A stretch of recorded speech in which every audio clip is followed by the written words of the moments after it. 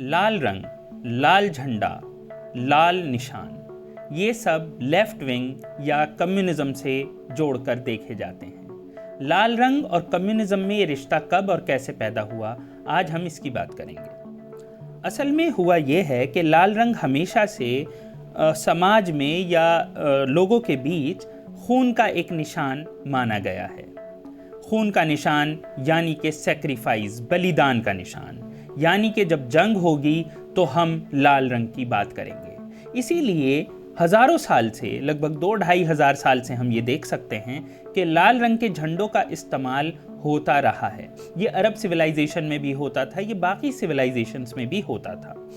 इस झंडे का इस्तेमाल ये बताने के लिए भी होता था कि हम जंग के लिए आ रहे हैं, अगर आपने जंग की तो हम आपको जान से मार देंगे। लेकिन धीरे धीरे ये रंग रॉयल्टी का रंग भी बना, यानी कि जो अमीर लोग होते थे या फिर जो राजा महाराजा होते थे वो इसका इस्तेमाल करते थे। पूरी दुनिया में ये होता था, यूरोप में भी ये आम था। लेकिन फिर लगभग 1790-91 की बात है, पहला मेजर इंसिडेंट या मेजर जो वजह है वो वहाँ पर मानी जा सकती है, जब पेरिस में आम लोगों ने एक मूवमेंट चलाया। अपने हक के लिए वो लड़ने के लिए आगे आए, वो डेमोक्रेटिक राइट्स मांग रहे थे, जिनके ऊपर गोलियां चली, जिन्हें जान से मारा गया और वहाँ पर बहुत से लोगों को कत्ल किया गया।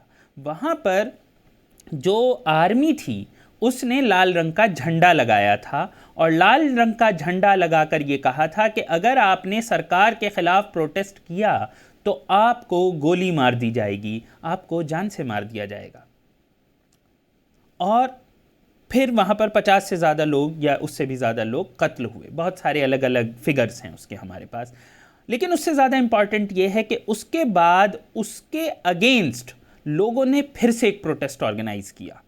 इस बार लोग सड़कों पर आए और लोगों ने वही लाल रंग का झंडा जो कि पहले आर्मी ने इस्तेमाल किया था, उसे आर्मी के खिलाफ ला कर रखा और उस पर लोगों के खून को की छींटे लेकर आए और उन्होंने कहा कि जिस लाल रंग के झंडे के तले तुम लोग हमें मारते हो, उसी लाल रंग के झंडे से हम तुम्हें बताते हैं कि अब राज जो है वो आम जनता का होगा। यानी कि अब जो मार्शल लॉ लगेगा वो आम जनता लगाएगी, आर्मी नहीं लगाएगी। ये शुरुआत हुई थी फ्रांस से। उसके बाद धीरे धीरे सोशलिस्ट मूवमेंट जो कि यूरोप में जिन्होंने अपनी जड़ बनाई, उन्होंने लाल रंग को अपनाना शुरू किया। अगला बड़ा इंसिडेंट माना जाता है 1848 में, जब फ्रांस में फिर से एक रेवोल्यूशन हुई, तो उस वक्त भी सोशलिस्ट्स ने इसे अपना झंडा बनाया है। उसके बाद अगर हम देखें तो 1870 के आसपास पेरिस कम्यून, लियोन कम्यून, 2 जगह पे सोशलिस्ट पार्टीज़ ने या फिर कम्युनिस्ट पार्टीज़, जो भी आप उन्हें नाम देना चाहें, आम जनता की सरकार बनी, लेफ्ट विंग की सरकार बनी। भले ही कुछ दिन चली, लेकिन उन्होंने लाल झंडे को अपना निशान बनाया। वो लाल झंडे के तले उन्होंने अपनी सरकारें बनाई। वो बहुत कम दिन की सरकारें थी, लेकिन उसके बाद लाल रंग बिल्कुल ये हो गया कि जब भी आम जनता अपने हक के लिए लड़ेगी यूरोप में, तो वो लाल झंडे के साथ लड़ेगी। इसके बाद है मार्केट अफेयर, एक बड़ा नाम होता है जिन लोगों को थोड़ा सा मालूम हो। 1886 में शिकागो में आम जनता या फिर जिसे कहते हैं इंडस्ट्रियल वर्कर्स, वो सड़कों पर आ गए थे और उनकी डिमांड सिर्फ इतनी थी कि जो वर्किंग आवर्स हैं, जो काम करने का वक्त है, वो 8 घंटे से ज़्यादा नहीं होना चाहिए। 8 घंटे से ज़्यादा का काम नहीं होगा और इसके लिए वो लोग प्रोटेस्ट कर रहे थे। जिन लोगों को थोड़ा और ज्ञान हो उन्हें ये पता होगा कि इसी प्रोटेस्ट को हम कमेमोरेट करते हैं मे डे के तौर पर, 1 मई के तौर पर या लेबर डे के तौर पर। तो हुआ ये था कि लोगों पर गोलियां चली थीं, काफ़ी लोग उसमें भी मरे थे। वहाँ पर ये झंडा लाल अपनाया गया था, लाल झंडे का इस्तेमाल किया गया था और उसके बाद ये बिल्कुल पक्का हो गया। मतलब 1886 शिकागो वो जगह है जिसके बाद ये बिल्कुल पक्का हुआ कि लाल रंग का झंडा हमेशा लेबर मूवमेंट का झंडा ज़रूर होगा।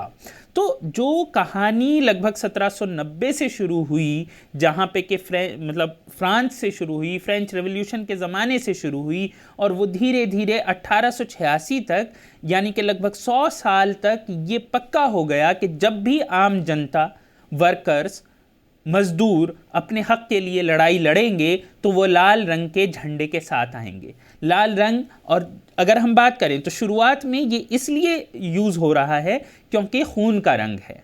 अगर आप देखें तो ये खून का रंग है, तो इसलिए इसका इस्तेमाल हुआ। 1886 के बाद आप जहाँ पर भी देखेंगे, सोशलिस्ट मूवमेंट जहाँ भी चलेंगे, चाहे वो लेनिन हो, आप देखते हैं रशिया में सरकार बनी, यूएसएसआर बना, तो एक लाल झंडे का इस्तेमाल किया गया। यही लाल झंडा चाइना में इस्तेमाल किया गया, और बहुत सारी सोशलिस्ट कंट्रीज़ हैं, कुछ कंट्रीज़ हैं जो सोशलिस्ट नहीं हैं, वहाँ पर भी लाल झंडा कम्युनिस्ट पार्टीज़ का सिंबल होता है, कम्युनिस्ट मूवमेंट का सिंबल होता है, मज़दूरों का सिंबल होता है।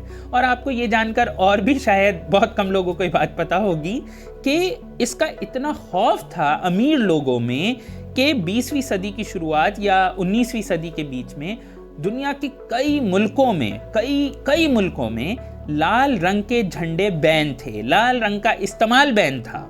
यूएसए के भी कुछ स्टेट्स में इस पर बैन लगा है, जिसे बाद में कोर्ट ने हटा दिया था। वो थोड़े टाइम के लिए है, वो कोई बहुत ज़्यादा टाइम तक नहीं लगा पाए, लेकिन लाल रंग के इस्तेमाल पर बैन यूरोप की कई कंट्रीज़ ने लगाया है, दुनिया भर में लगा है। और इतना खौफ था कि मजदूर अपना हक मांगने के नाम पर सरकारों को बदल देंगे, अमीर आदमी से अपना हक ले लेंगे, और एक तरीके से समाज को बदल देंगे। और समाज को ये बदलने का जो डर है, उसने लाल रंग के, जिस तरीके से वो सोच के खिलाफ थे, उतना ही वो इस रंग के भी फिर खिलाफ होते चले गए। तो लाल रंग इस तरीके से कम्युनिस्ट का, मजदूर का, सोशलिस्ट का, आम जनता का रंग बनता चला गया। और आज के वक्त में आप जहाँ कहीं भी देखते हैं लाल झंडा मतलब लेफ्ट विंग।